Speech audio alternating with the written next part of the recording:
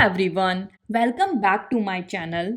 In today's video, we are going to learn how to design your AWS organization using AWS Control Tower. We'll start from real world client requirements all the way to setting up your landing zone. The agenda for this video: understand the client's cloud requirements, ask the right architecture questions, security, compliance, and governance needs, and at the end, set up landing zone using AWS Control Tower. So now let's take a real example. Imagine you just got a new client and he is asking, I need a secure AWS organization that is scalable, governed, and compliant.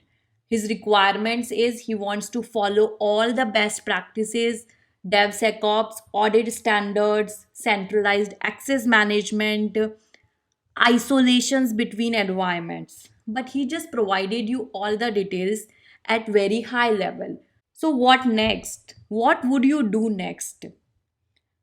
So key questions that you should ask the client before you provide any more details, before you provide any proposals to them. You should ask like what is their compliance standards, because each industry has its own standards, so you should know it before you even start setting up a AWS account for them. And this is like more implementation, but what are they looking for? Complete automation or the manual process? Identity management, right? How they wanted to manage the access to all those AWS accounts. Centralized security. Do you have any tools that you use to scan your AWS accounts? Things like that. And what is their expected growth? Like how many accounts they are targeting right now, right? I mean 100, 200, or how many applications do they have right now? So you should know all these, you should ask all these questions so that you can provide the proposals to them in a better way, because there are a lot of best practices, there are a lot of standards, but not everything apply to everyone. So you should really ask these questions before you even start designing the architecture. So once you ask these questions, you got some communications, you have some meetings back and forth, you understand their requirements. So what is the final requirement? So these are the requirements that you got it from the client, or we are taking it in this particular demo. Like they are saying that environments or accounts should follow a defined compliance framework. These services like Guard Duty, AWS Config, Security Hub, CloudTrail must be enabled. We will talk about all those things in more details, but yes, this is like at high level. Mandatory guardrails must be applied to all the accounts. It means that what you can do it on those accounts. So all those mandatory, the AWS best practices or whatever AWS provides should be applied to all the accounts. And then they want to ability to have the strict guardrails according to the environments also. Like you need to have strict access to production then development. So they need that ability also. And in automation and governance, so they are looking like all accounts should be provisioned and governed automatically and not manually. Policy, security controls, baseline configurations, everything should be enforced centrally.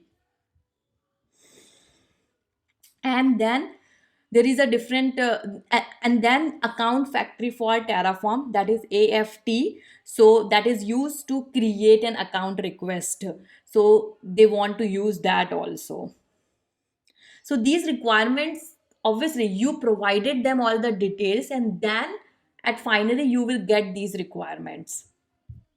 Environment structure, so they want to separate AWS organizations to isolate their environments, use OUs, like different organizational units for different environments, workloads, centralized services, logging, auditing, all those stuff. So this is like you got some basic idea about what to do for the AWS organization setup.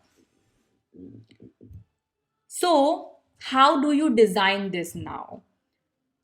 You got the requirements. Now we need to design this using Control Tower Landing Zone. So this is AWS new service that you can use to design your infrastructure, to design the AWS organization. And it says that it is a well architected multi account AWS environment that is scalable and secure. So people are using this AWS Control Tower. Previously, we used to create AWS organizations and then set up OUs and all. But in this, like using Landing Zone, now you will be doing all these things.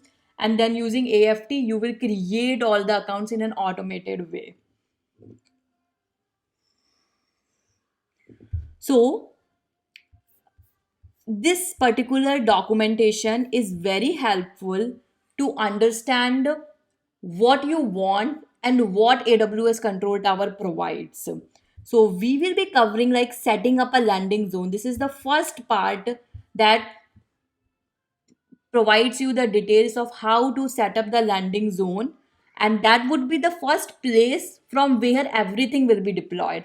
All the accounts will be deployed, all those stuff will be deployed using landing zone.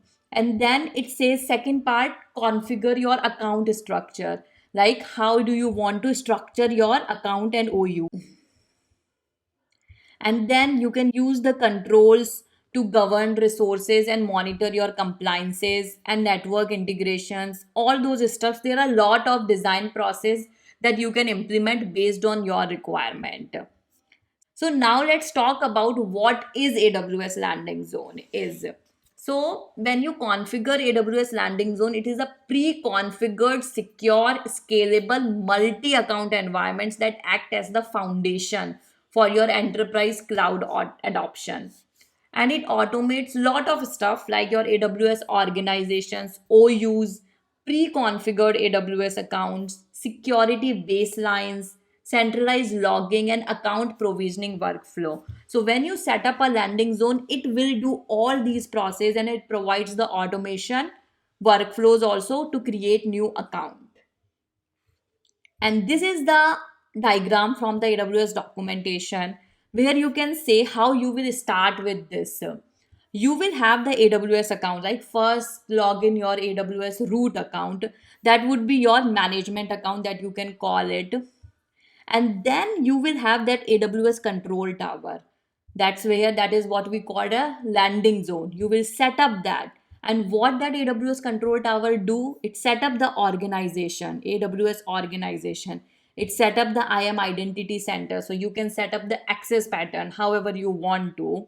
And then in AWS organizations, it will create by default two OUs, security OU, sandbox OU. In this OUs, two account will get created in an automated way, that they will call it a log account and the audit account. Audit account, you can consider it as a security account. And then in sandbox, you will not have any account, but you can create more accounts there. And how does it work? AWS Control Tower creates a cloud formation stack and a service catalog that is used for creating more accounts, like account factory. So we'll use the service catalog where it will create it, and then we will use it to create more accounts. So this is like a design or architecture of after landing zone was set up on your AWS management account.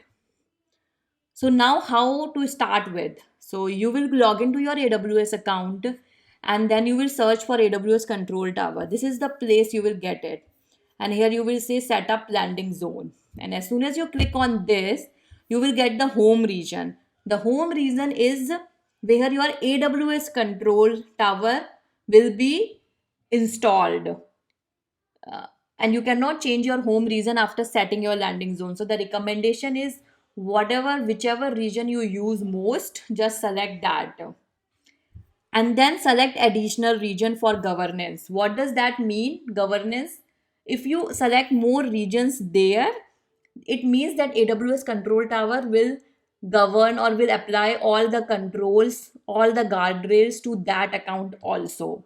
So if you are working on multiple regions, if you have a requirements where you may work on multiple regions, so you can select it. In this particular configuration, you can do it later also if today you are not sure how many regions you are going to work in. So that is the additional region. And then this is the region deny setting.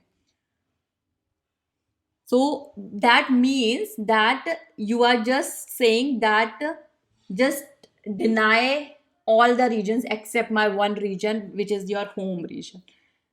This works fine. You can enable it when you know that all your applications will run in US East 1 only. You can do that. But if you are working on different big organizations, it's difficult to predict that all the applications will just run in one region only. So in that case, it recommends that you can actually set up this particular region deny setting at OU level instead of at the organization level. So you can set this OUs can only create resources on US East 1 or US West 2. So you can do in that way also. So that is what this region deny setting is. And then this is the foundational OUs, as I told you, security and this additional OU. You can change the name if you want to. And then when you create the accounts, it will ask you for the username password. So here you will be providing the account name, audit account. So it will create two accounts. Additional configurations, access management. So I told you, you can set up the IAM identity center also, or you can have yourself managed, like if you want to connect with Azure, Google, you can do that also. CloudTrail configurations, yes, you need to enable that. Log configuration for Amazon S3, so you can set the date or just go with the default also. It depends like how much retention policies you want to have for your logging and all. KMS encryptions, yes, if you have to have KMS, you can enable this also. So once you do all these configuration and click on next, you will get this page. And here you can see it takes 60 minutes. It is setting up two OUs because I showed like of infrastructure and the sandbox OU. One for your shared accounts and one for your accounts that will be provisioned by your users. And three shared accounts. One is management accounts where you are running everything from, and then your log account and audit account. By default, it launches or it applied 23, actually more, I think, yeah, 23 controls in total to detect any configuration violations. And this is by default. You cannot change that. Those are mandatory controls. So now you will see that your landing zone is now complete and it has set up everything. So now what is the next part? You can log into your AWS account and you can go to your AWS Control Tower, and then you can go to controls, and here you can see three options. And if you click on enabled controls, it will show you that it has enabled 23 controls, and you will get all these things here, the details. And if I click on any of them, you will get those details like, oh, you enabled on this one, like that. Okay, and this, there is no option that you can disable these are mandatory one.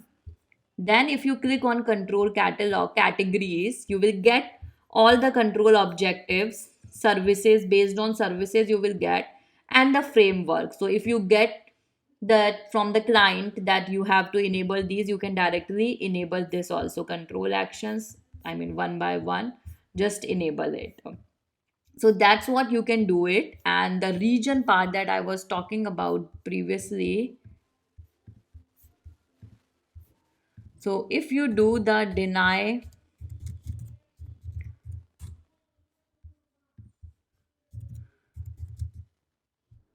so here you can see deny access to AWS based on the OUs. So here you can enable the OUs for the specific access. requested region. So here you can just do the control action. You can have select your OUs, whichever you want to, right? And then click on next. And here now you can see if you want, you can just disable specify region access for anything. And if you are doing it here, make sure that you select this particular region in the additional governance also. Otherwise, nothing will work. It's not governed. That means do not enforce AWS Control Tower controls. So you need to make sure whenever you have to enable any region, it is enabled at that place also. So this is select regions to allow access for OU, and unchecked regions are denied when the control is enforced. So till now we have set up the landing zone. Everything is set up. Now for the security part, you have to enable it. It is not enabled by default. So you will log into your AWS account, go to enable AWS Security Hub, and then in delegated administrator, you just provide your account ID. So that is how you enable the security hub from your management account. And now you log in to your actual security account, and then there you can just turn on auto enable accounts. Again, I have not shown you how your access works in all these accounts, but that is handled through the IAM identity centers. And I have one more video on how to provide access to the AWS accounts for the users. So you can follow that. I will put it in the description. And then you have to enable the guard duty also. So same process, go to your management account and enable the guard duty and provide your delegate administrator account. It's the same as the security account. And then you can auto enable it, enable for all accounts, and for protection plans you can just enable it based on your requirement. And here manage auto enables, you will just, and now you will log into your security accounts, go to guard duty and just auto enable on, so that it will scan all your organizations and get all the member accounts. Now I am in my security account, and here you can see summary. You will get your security score, and you can apply standards based on your requirements. Some are by default selected. If you want to enable more, you can do that. That all depends on your requirements. And here you will get all the details, and then all the resources, the critical, high, medium, low. You will get all the details there. And similarly, you will get the details in guard duty also. So if I go to guard duty, so yeah, this is how the summary looks like. If you find, if something comes up, you will see it here only. And all the accounts of your AWS organizations will show here as member accounts, like they are enrolled successfully.